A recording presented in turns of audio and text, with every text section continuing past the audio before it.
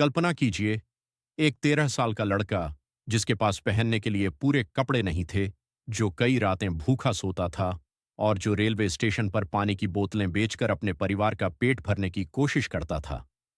लोग उसका मजाक उड़ाते थे, कहते थे, तुम्हारी किस्मत में गरीबी ही लिखी है। लेकिन किसी को नहीं पता था कि यही लड़का एक दिन 500 करोड़ रुपए की कंपनी खड़ी करेगा।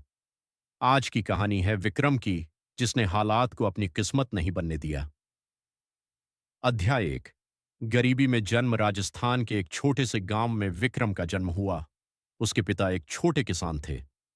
परिवार में 5 लोग थे और कमाने वाला सिर्फ एक। शुरुआती साल ठीक थे, लेकिन लगातार 2 साल सूखा पड़ने से खेती पूरी तरह बर्बाद हो गई। कर्ज बढ़ता गया, बैंक के पैसे, साहूकार के पैसे और घर का खर्च। एक दिन साहूकार घर आया और सबके सामने उसके पिता का अपमान करने लगा। उस दिन विक्रम ने पहली बार अपने पिता की आंखों में आंसू देखे। उसी रात उसने मन में एक फैसला किया, मैं बड़ा होकर इतना पैसा कमाऊंगा कि मेरे परिवार को कभी किसी के सामने झुकना न पड़े। अध्याय 2। शहर की कठिन जिंदगी। कुछ महीनों बाद परिवार गांव छोड़कर शहर आ गया, लेकिन शहर ने उनका स्वागत नहीं किया। किराए के लिए पैसे नहीं थे। कई दिनों तक पूरा परिवार बस स्टैंड और फुटपाथ पर सोया। सुबह विक्रम रेलवे स्टेशन पर पानी बेचता, दोपहर में चाय की दुकान पर काम करता, रात में सड़क की लाइट के नीचे बैठकर पढ़ाई करता। उसकी उम्र के बच्चे खेलते थे, लेकिन विक्रम जिम्मेदारियों का बोझ उठा रहा था। अध्याय 3। मजाक और अपमान। स्कूल में कई बच्चे उसका मजाक उड़ाते थे। उसके जूते फटे हुए थे, यूनिफॉर्म पुरानी थी। कुछ बच्चे उसे गरीब कहकर बुलाते थे। एक दिन एक लड़के ने कहा, तू जिंदगी भर मजदूर ही रहेगा। उस दिन विक्रम को बहुत बुरा लगा, लेकिन उसने जवाब नहीं दिया। उसने सोचा, आज ये लोग मुझ पर हंस रहे हैं, एक दिन यही लोग मेरी सफलता की कहानी सुनेंगे। अध्याय 4। पहला बिजनेस। 16 साल की उम्र में विक्रम ने नोटिस किया कि स्टेशन के बाहर मोबाइल कवर और चार्जर की मांग बहुत ज्यादा थी। उसने 3 महीने तक पैसे बचाए। कुल जमा हुए 2,500 रुपए। उसी पैसे से उसने कुछ मोबाइल एक्सेसरीज खरीदी। दिन में पढ़ाई, शाम को बिक्री। शुरुआत में बहुत कम ग्राहक आए, कई बार नुकसान हुआ, लेकिन धीरे धीरे लोग उसे पहचानने लगे।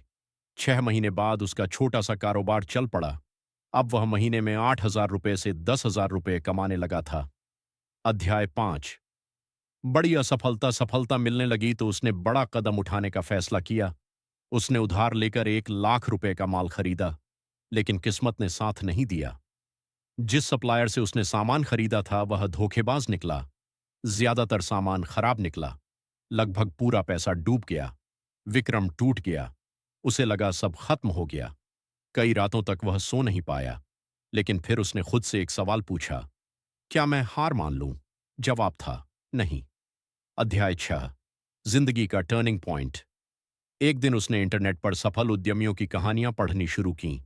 उसे समझ आया कि हर सफल इंसान कई बार असफल हुआ है। असफलता अंत नहीं होती। असली अंत तब होता है जब इंसान कोशिश करना छोड़ देता है। विक्रम ने फिर से शुरुआत की, इस बार ज्यादा समझदारी से। अध्याय 7। नई शुरुआत। उसने ऑनलाइन बिजनेस सीखना शुरू किया। दिन में काम, रात में सीखना। लगातार 2 साल तक यही चलता रहा। धीरे धीरे उसने अपनी वेबसाइट बनाई, फिर सोशल मीडिया के जरिए ग्राहकों तक पहुंचना शुरू किया। ऑर्डर बढ़ने लगे, कमाई बढ़ने लगी। अध्याय 8। कंपनी की स्थापना। 25 साल की उम्र में विक्रम ने अपनी पहली कंपनी शुरू की। शुरुआत में सिर्फ 3 कर्मचारी थे, एक छोटा सा ऑफिस था और बहुत सारे सपने थे। पहले साल कंपनी ने मुश्किल से मुनाफा कमाया, लेकिन दूसरे साल कारोबार 2 गुना हो गया, तीसरे साल 4 गुना। फिर कंपनी तेजी से बढ़ने लगी। अध्याय 9। करोड़ों का सफर। कुछ सालों बाद उसकी कंपनी पूरे देश में काम करने लगी। सैकड़ों कर्मचारी उसके साथ जुड़ गए। जिस लड़के के पास कभी बस का टिकट खरीदने के पैसे नहीं थे, आज वही करोड़ों रुपए के फैसले ले रहा था। मीडिया इंटरव्यू लेने लगी। लोग प्रेरणा लेने लगे। अध्याय 10। सबसे बड़ा इनाम। एक दिन विक्रम अपने गांव लौटा, वही गांव जहां लोग कहते थे कि वह जिंदगी में कुछ नहीं कर पाएगा। उसने वहां एक स्कूल बनवाया। गरीब बच्चों की पढ़ाई का पूरा खर्च उठाना शुरू किया। उसने कहा, अगर किसी बच्चे के सपने सिर्फ पैसों की वजह से टूटते हैं तो यह समाज की हार है। कंक्लूजन। दोस्तों, विक्रम की कहानी हमें एक बात सिखाती है। गरीबी आपकी शुरुआत हो सकती है, लेकिन आपकी मंजिल नहीं। हालात चाहे कितने भी खराब क्यों ना हों, अगर इंसान सीखना नहीं छोड़ता, मेहनत करना नहीं छोड़ता और हार नहीं मानता, तो सफलता एक दिन जरूर मिलती है। अगर आपको यह कहानी पसंद आई हो तो वीडियो को लाइक करें, चैनल को सब्सक्राइब करें और ऐसी ही प्रेरणादायक कहानियों के लिए जुड़े रहें। धन्यवाद।